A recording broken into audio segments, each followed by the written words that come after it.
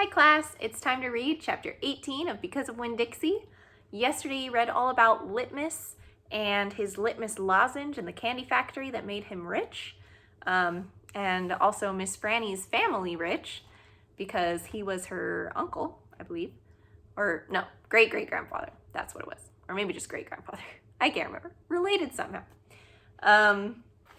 And we know Amanda listened to the story with Opal, and for some reason she talked about this kid named Carson, and then she kind of was crying about it after she ate the Litmus lozenge, and Opal doesn't know what was going on. So we're going to find out more about that today too. So here we go with chapter 18. When we got to Gloria Dump's, I told her I had 2 surprises for her and asked her which one she wanted first, the small one or the big one. The small one, said Gloria. I handed her the Litmus lozenge and she moved it around in her hands, feeling it. Candy, she said. Yes, ma'am, I told her. It's called a Litmus lozenge. Oh, yes, I remember these candies. My daddy used to eat them. She unwrapped the Litmus lozenge and put it in her mouth and nodded her head. Do you like it? I asked. Mm-hmm. She nodded her head slowly. It tastes sweet, but it also tastes like people leaving. You mean sad? I asked. Does it taste like sorrow to you? That's right, she said. It tastes sorrowful, but sweet. Now what's surprise number 2? A book, I said. A book? Uh-huh, I said. I'm going to read it out loud to you. It's called Gone with the Wind. Miss Franny says it's a great book. It's about the Civil War. Do you know about the Civil War? I've heard it mentioned a time or two, said Gloria, nodding her head and sucking on her Litmus lozenge. Now remember, Opal got the book from the library from Miss Franny to read to Gloria because Gloria loves to listen to stories, but her eyes don't work very well anymore as she's getting older. And so Opal wanted to read a book for her.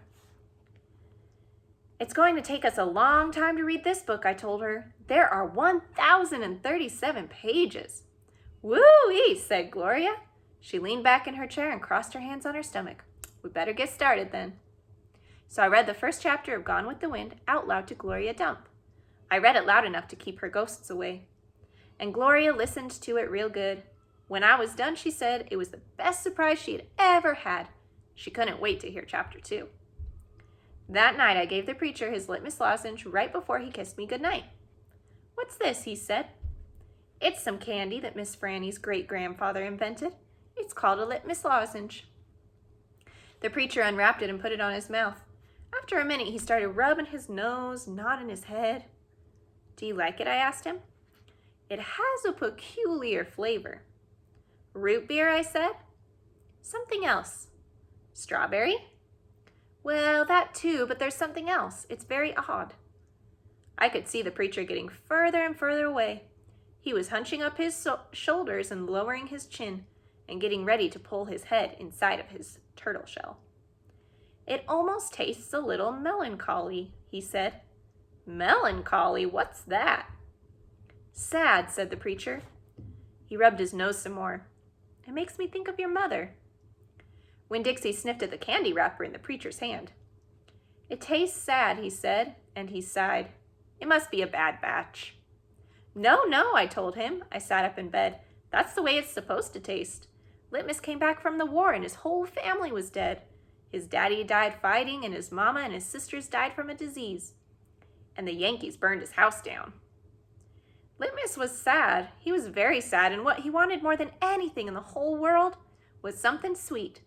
So he built a candy factory and made Litmus lozenges. He put all the sad that he was feeling into the candy. My goodness, said the preacher. Winn-Dixie snuffed the candy wrapper out of the preacher's hand and started chewing on it. Give me that, I said to Winn-Dixie. But he wouldn't give it up. I had to reach inside his mouth and pull it out. You can't eat candy wrappers, I told him. The preacher cleared his throat. I thought he was going to say something important. Maybe tell me another thing that he'd remembered about my mom. But what he said was, Opal, I had a talk with Mrs. Dewberry the other day. She said that Stevie says you called him a bald-headed baby. It's true, I said. I did. But he calls Gloria Dump a witch all the time. He calls Otis stupid. And once he even said that his mama said I shouldn't spend all my time with old ladies. That's what he said. Well, I think you should apologize, said the preacher. Me? I said. Yes, he said. You. You tell Stevie you're sorry if you said anything that hurt his feelings. I'm sure he just wants to be your friend. I don't think so, I told him. I don't think he wants to be my friend. Some people have a strange way of going about making friends, he said. You apologize. Yes, sir, I said. Then I remembered about Carson. Daddy, I said, do you know anything about Amanda Wilkinson? What kind of thing? Do you know something about her and somebody named Carson? Carson was her brother, he said. He passed away last year. You mean he's dead? I said. Yep, said the preacher, and his family is still suffering a great deal. Daddy, I said, how could you not tell me about something like that? Other people's tragedies should not be the subject of idle conversation. There was no reason for me to tell you. That means we shouldn't gossip about what other people are dealing with. We shouldn't just treat it like it's nothing. We should respect them. It's just that I needed to know, I said, because it helps explain Amanda. No wonder she's so pinch-faced. What are you talking about, said the preacher. Oh, nothing, I said. Good night, India Opal, the preacher said. He leaned over and kissed me, and I smelled the root beer and the strawberry, and the sadness, all mixed up together on his breath. He patted Winn-Dixie on the head, got up, turned the light off, and closed the door. I didn't go to sleep right away. I lay there and thought how life was like a litmus lozenge, how the sweet and the sad were all mixed up together, and how hard it was to separate them out. It was confusing. Hey, Daddy, I shouted. After a minute, he opened the door and he raised his eyebrows at me. What was that word that you said? The word that meant sad? Melancholy, he said. Melancholy, I repeated. I liked the way it sounded, like there was music hidden somewhere inside. Good night now, the preacher said. Good night, I told him back. I got up out of bed and unwrapped a litmus lozenge. I sucked on it hard and thought about my mama. That was a melancholy feeling. Then I thought about Amanda. That made me feel melancholy too. All right, chapter 19. Here we go. It's pretty short. In the morning, me and Winn-Dixie went down to sweep the pet store, and I took a litmus lozenge for Otis. Is it Halloween? Otis asked when I handed him the candy. No, I said. Why? Well, you're giving me candy. It's just a gift, I told him, for today. Oh, said Otis. He unwrapped the litmus lozenge and put it in his mouth. After a minute, tears started rolling down his face. Thank you, he said. Do you like it? I asked him.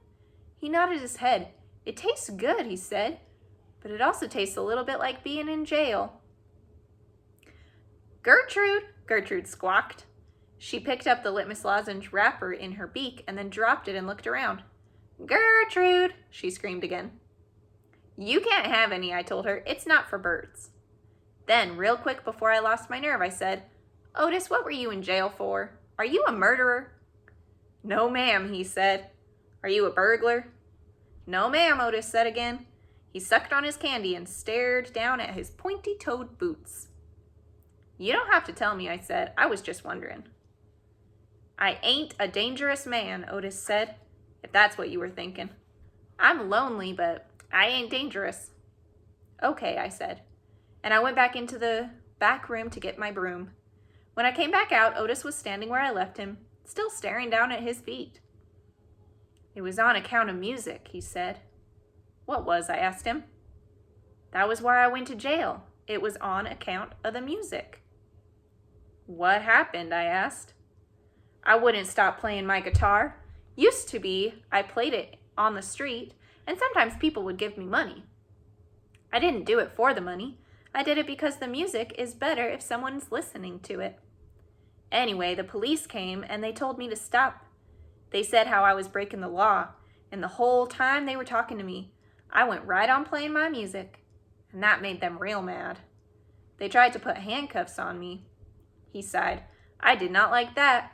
I wouldn't have been able to play my guitar with them things on. And then what happened? I asked him. I hit them, he whispered. You hit the police? Mm-hmm. One of them, I knocked him out. Then I went to jail. They locked me up and wouldn't let me have my guitar. And when they finally let me out, they made me promise I would never play my guitar on the street again. He looked up at me real quick and then back down at his boots. And I don't, he said. I only play it in here for the animals. Gertrude, the human Gertrude, she owns this shop, and she gave me this job when she read about me in the paper, and she said it's all right for me to play music for the animals. You play your music for me and Winn-Dixie and for Sweetie Pie, I said. That's true, he agreed, but you ain't on the street. Thank you for telling me about it, Otis, I said. It's all right, he said. I don't mind.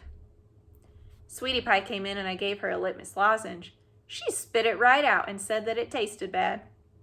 She said that it tasted like not having a dog. That's probably what she's sad about, huh? I swept the floor real slow that day. I wanted to keep Otis company. I didn't want him to have to be lonely. Sometimes it seemed like everyone in the world was lonely. I thought about my mama. Thinking about her was the same as the hole you keep on feeling with your tongue after you lose a tooth. Time after time, my mind kept going to that empty spot, the spot where I felt like she should be. Chapter 20. Okay, we'll read chapter 20 tomorrow. You've got some questions to answer, and we'll be back tomorrow. See you then. Bye.